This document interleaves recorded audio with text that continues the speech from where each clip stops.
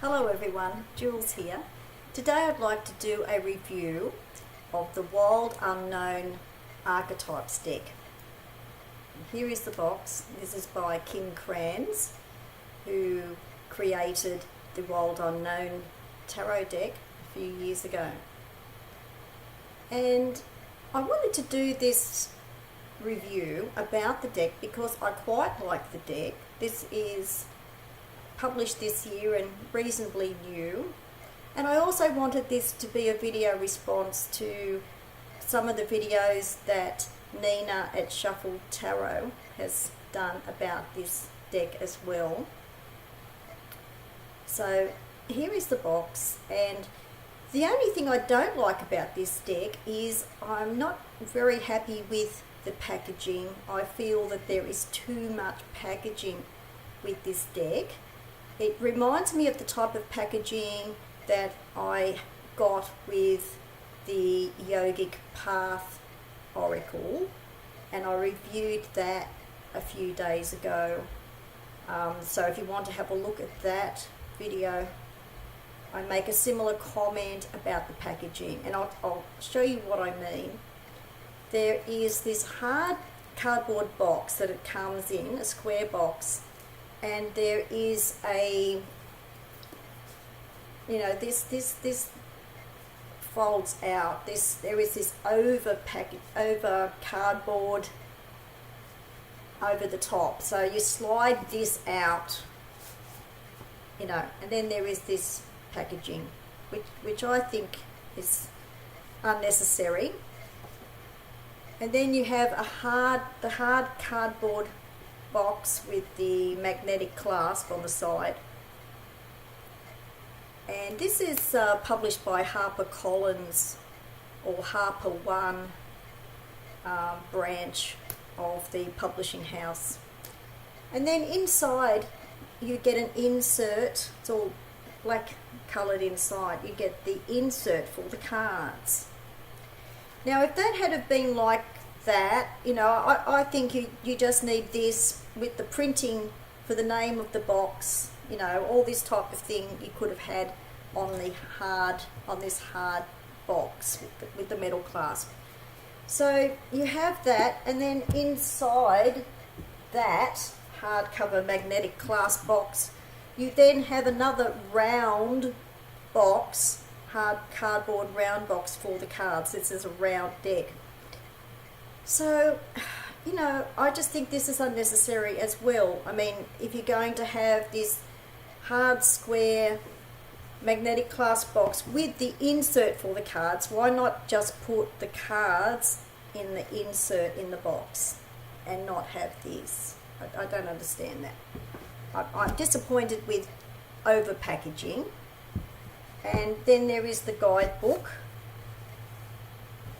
This is a soft cover type of book, and so this is the square shape, so I can understand why there's a square box, but as I was saying, I don't think you need the outer cardboard, and I don't think you needed a separate round box for the cards. I think they should have just been inside the insert in the large square box. But anyway, now I've got that out of the way, I quite like the way this book is written. I like, there's a few spreads in here. I like the introduction to the deck, and I like the way that the meanings for the cards are written. They are like, they're, you've got a black and white picture of all the cards, and you have got the meaning. There is a bit of a description, but it's more about the meaning for the cards here. And around each of these meanings, there are some other key words, things like that, keywords and phrases. So I like that. And under the title of the card, there's some more keywords up here as well. And I love the way this book has been written with the meanings for the cards. There's 78 cards, but it doesn't have anything to do with the tarot. It just happens to have 78 cards. So it's a 78 card oracle, round oracle deck. And I love the way this book has been written because I see it as a springboard of ideas. So I think I really like that. I really like the way this book is written. There's a few interesting but simple spreads in here, and I like the way that she talks about the origin of the word archetype. A lot of people think that Carl Jung created that word. That he didn't create the word archetype, but he developed the use of archetypes in his Jungian psychology. In his Jungian psychology, Carl Jung developed the use of the word archetype.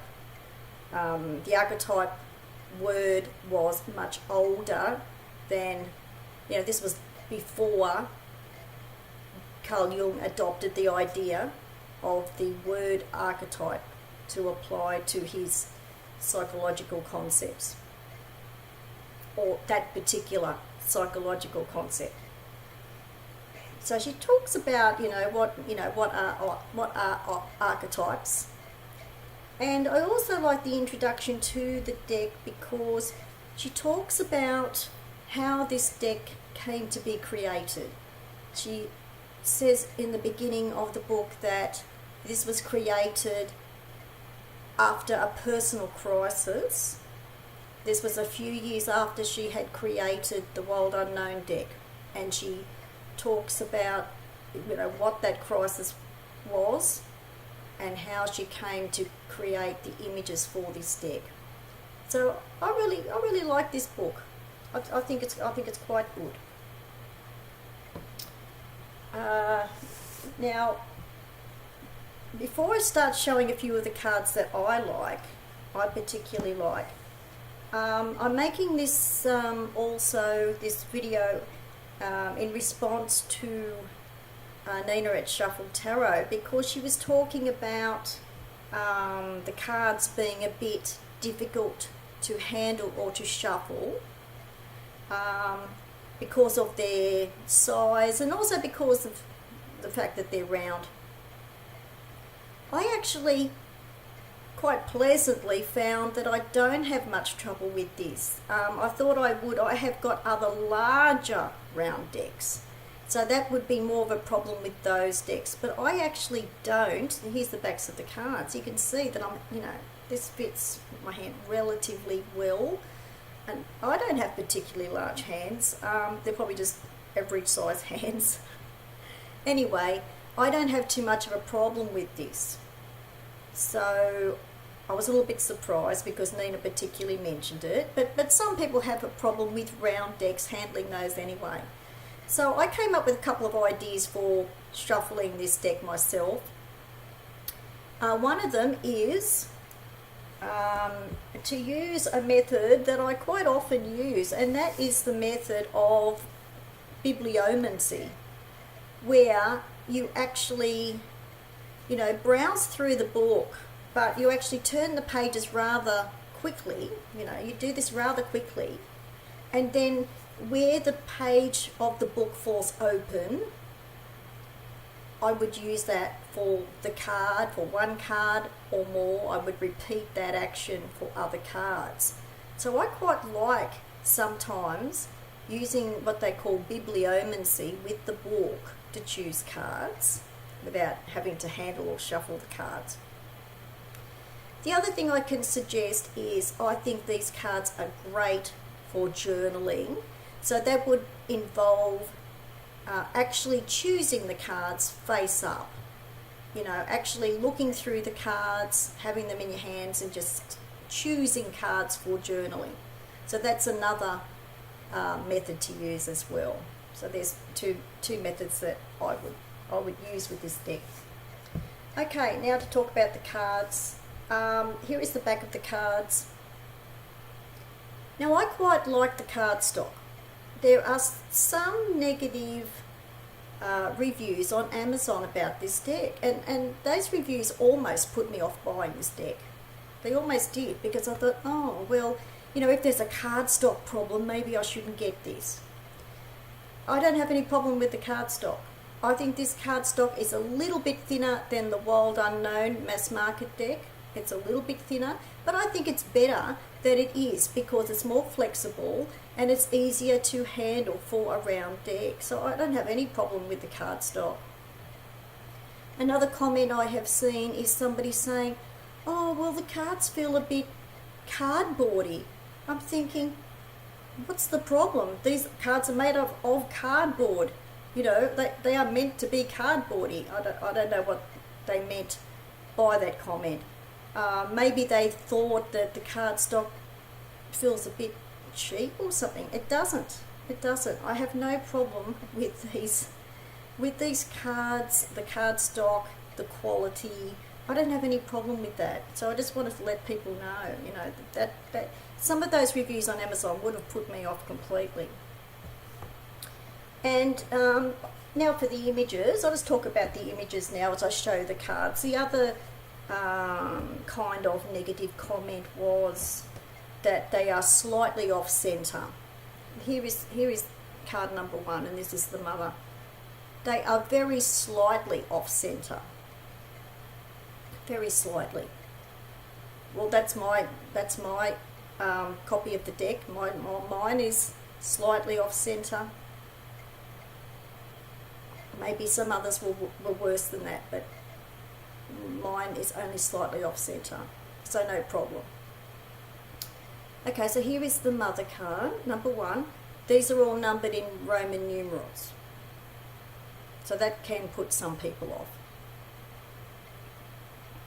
Here is the mother, and this is the mother of pearl in the middle.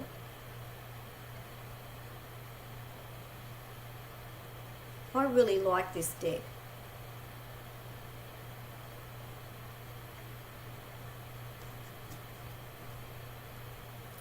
Father.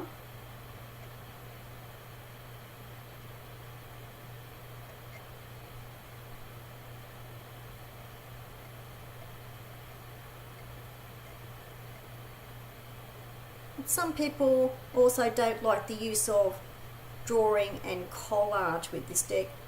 I think it's well done, so I like it. The Father. The Eternal Child.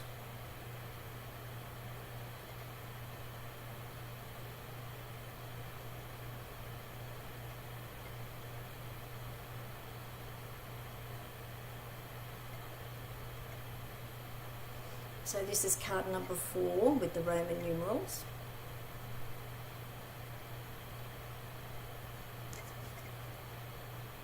The Mentor.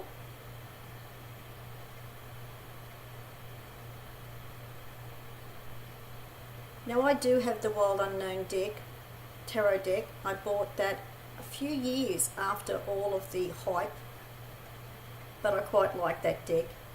I don't have the Animal Spirit Oracle that came out after that. I wasn't as inspired with that deck. So I do have the Wild Unknown Tarot deck and this one. The Mentor.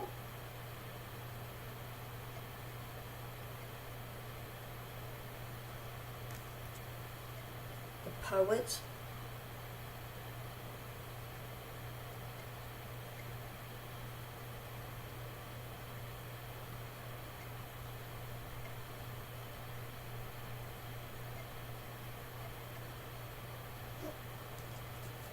The Warrior.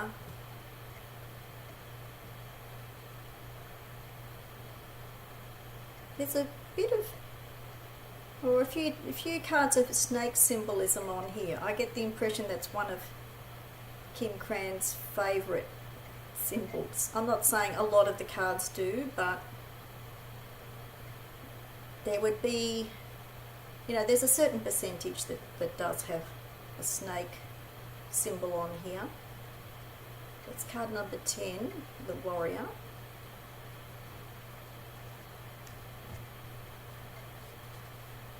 The Queen.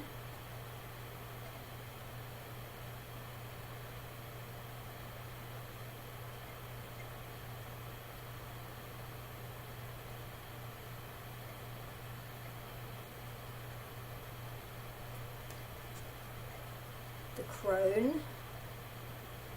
I like the way this is numbered 13 too.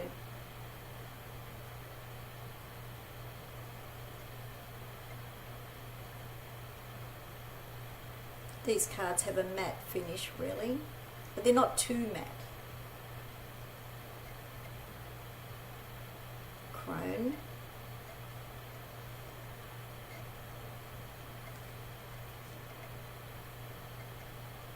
The Shaman.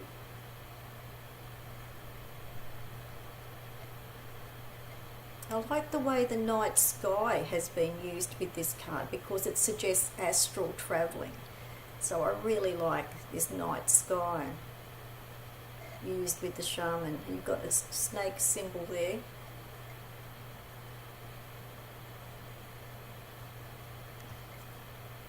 The Lover. Swans are quite often associated with love because I'm fairly sure that they mate for life. So they signify devotion.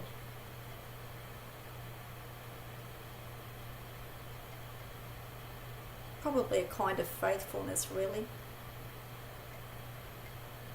or commitment.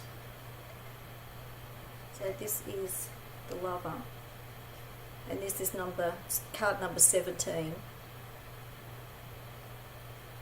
But the good thing about this deck, I mean, if you don't like Roman numerals, you could ignore that and just look at the title of the cards, but they are numbered in the book according to the Roman numerals. The Mystic.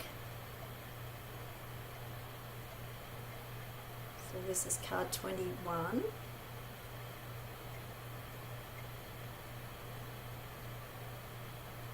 I like the butterfly symbol for the Mystic.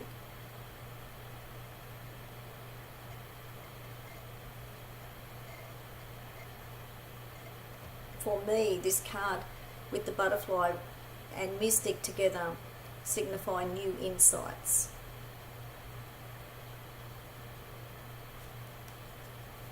The Creator.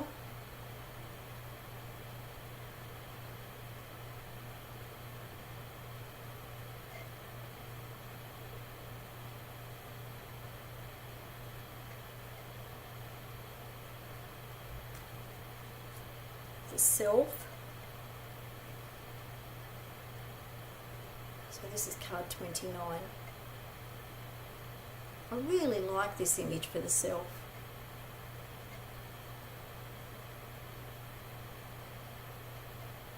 And it looks like there's the pearl again, to represent the pearl within, the pearl of the inner self.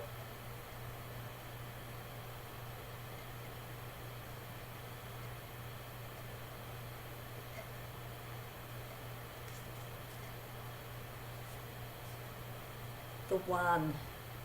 Really like this card. Some of the cards are black and white. Probably about a quarter of the deck.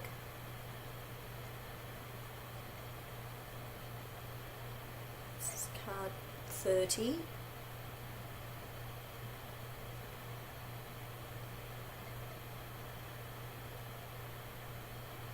So this is a good deck to use for spiritual work or archetypal psychology type of work for the inner self.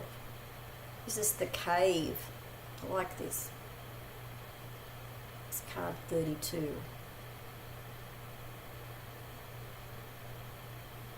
There's other cards in the deck that are mostly black and white, but they'll have a little touch of colour. So the other thing I like about this deck with the archetypes is that these are not all personified archetypes, or they're not anthropomorphed. You know, some of these are things that appear in dreams. As a matter of fact, there is mention in this introduction for this deck that it was a type of, you know, a dream which was quite archetypal for Kim Krans during this personal crisis time, that also inspired her to create this deck. So the cave,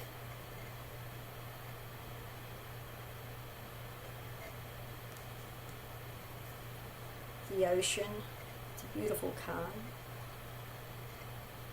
This is 35.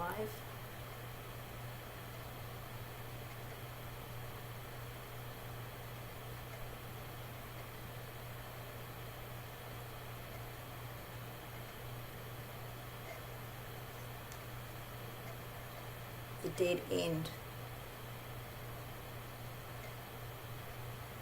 Now with the Roman numerals, there is an L here to represent 50. So with the XL, the X is 10. So that represents card number 40. So I know some people might have a bit of problem with understanding Roman numerals. So the dead end, there's a hand there in the middle, if you can see that. To hold, as if to hold someone back. This is card 45, the threshold.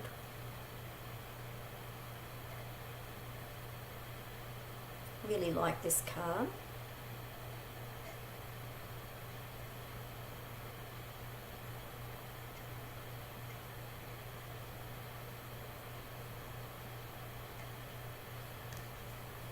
The Bardo, this is card 50. Bardo. The Bardo is a Tibetan term from the Tibetan Book of the Dead, or the Tibetan Book of Living and Dying. So the Bardo in Tibetan spirituality means a place where souls go in transition between the stage of life and death. So I really like this card. The Bardo.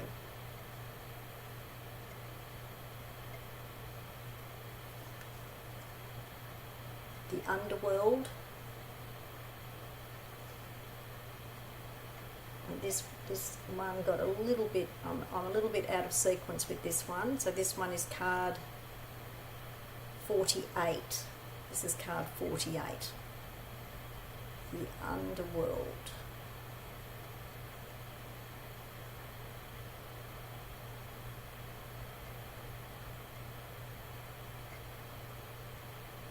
I really like the use of colour with the black and white in this one.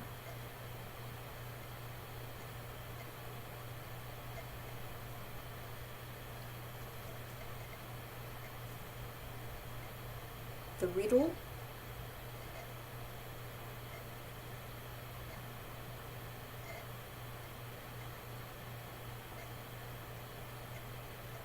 Just card 53.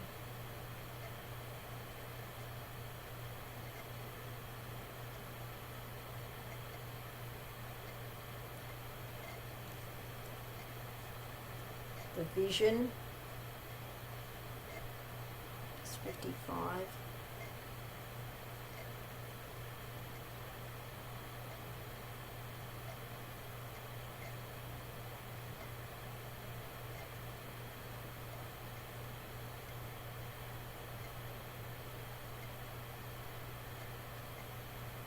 This is one of my favourite cards, the Mask, which is 59.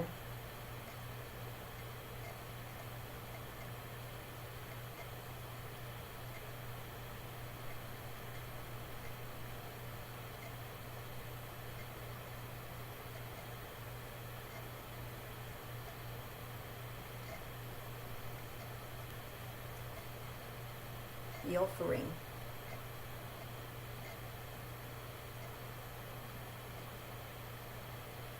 So this is card 64, The Offering. I love the use of colour in this one.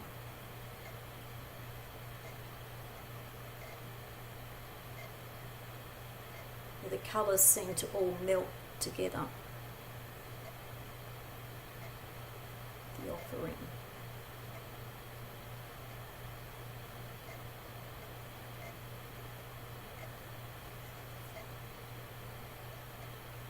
This is 67, the stone. I particularly like this card.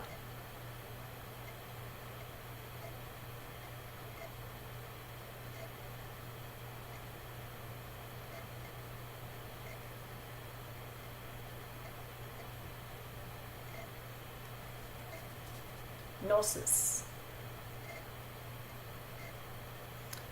and that is 70, card 75. It's Gnosis.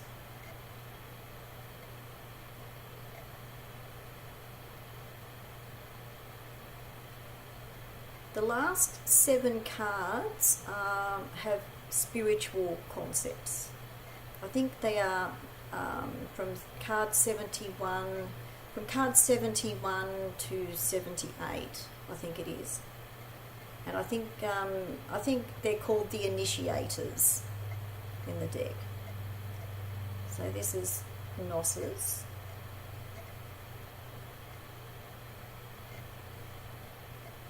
So yes, this is card 75.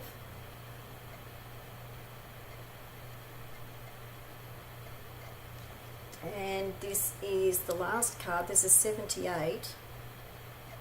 Card 78 is Anima Mundi, the soul of the world. And there is a pentagram here with planetary symbols on.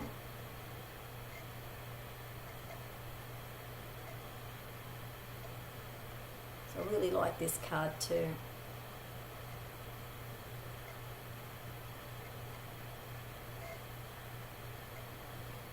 So there's some of the cards I really like from the Wild Unknown Archetype deck, Wild Unknown Archetypes deck. Just before I go, I'll just mention the way, in the book, the way that these cards are divided. I was saying to you that the cards marked 71 to 78 are the initiations.